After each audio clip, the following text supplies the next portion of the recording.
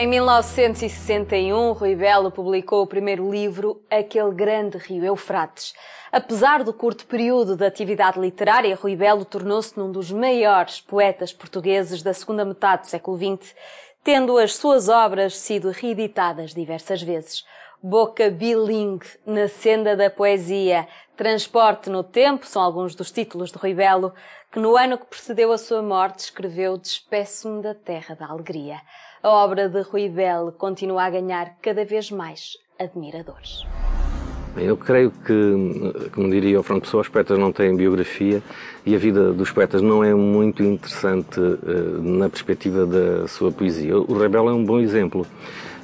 Tem uma vida que, se calhar, em muitos aspectos, ele gostaria de manter na sombra. É preciso dizer que ele pertenceu ao Opus Dei e que saiu do Opus Dei no princípio dos anos 60 para poder publicar poesia, porque não lhe permitiam publicar poesia. É um poeta católico que, no entanto, evoluiu no sentido daquilo que ele chamou os vencidos do catolicismo e que, na sua poesia, nos apresentam uma metafísica de uma profundidade abissal, sublime, e por isso mesmo abissal, por isso mesmo grandiosa, extremamente potente, que o conduz às contemplações da morte, ou, se quisermos, às revelações da morte, como diria o Chestov. Agora, se me perguntar o que é que em mim representa a característica fundamental do Rui Belo, que é, sem dúvida, no meu espírito, um dos 3 ou 4 maiores poetas portugueses, a par de Camões, de Pessoa, de Jorge Sena, é fundamentalmente a sua capacidade para dominar a arte da poesia, a voz da poesia, através de um verso de arte maior, magistral, o verso livre, que em Portugal tinha atingido o seu clímax com Álvares de Campos e que ele, sem dúvida, transpõe para outra dimensão.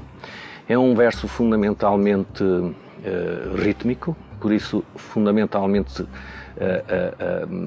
subjetivo, dando voz a um sujeito histórico na medida em que a linguagem preserva o seu rastro.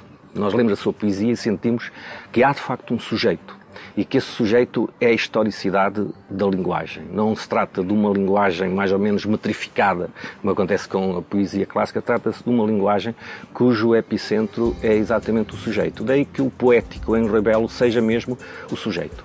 Não há outro lugar para a poesia. A força e a energia do verso, enquanto voz de um sujeito que é a materialização de uma historicidade, está, de facto, tal como em Allen Ginsberg, mas com outras tonalidades, presente na poesia do Rui Belo, como nunca em língua portuguesa tinha acontecido. Dir-me-ão, mas isso é pouco. Não é pouco, isso é exatamente a faceta estética da poesia, na medida em que o estético é exatamente o sensível. Quer dizer que a linguagem em Rui Belo ganha uma extrema sensibilidade que muitas vezes nos comove. Não apenas porque ele fala da morte ou porque fala da vida, mas precisamente porque a poesia, como Rui Belo nos ensina, é o modo como a linguagem aborda os grandes problemas da existência. Porque os grandes problemas da existência estão já abordados por muitas disciplinas, não é verdade? E a produção estética serve exatamente para tornar sensível e até emotivo, através de versos que não apresentam um metro, embora tenham uma estrutura de decassílabo, no caso do Rui Belo, procuram ser unidades rítmico-emotivas que o leitor apreende como tais, não é?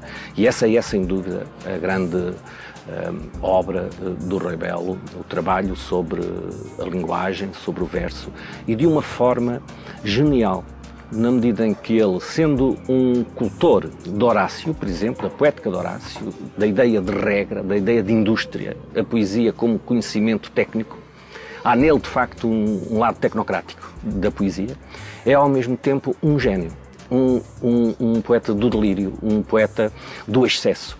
E justamente porque O impulso de Rui Belo não se dirige para a beleza, mas sim para a sublimidade, que é exatamente não o superlativo do belo, mas aquilo em relação ao qual tudo mais é pequeno.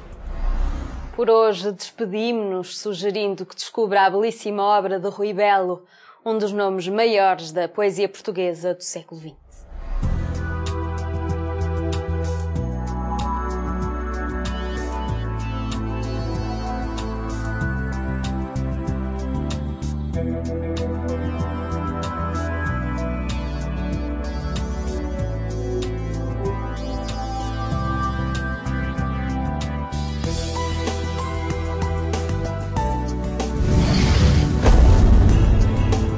Programa apoiado pelo Plano Nacional de Leitura.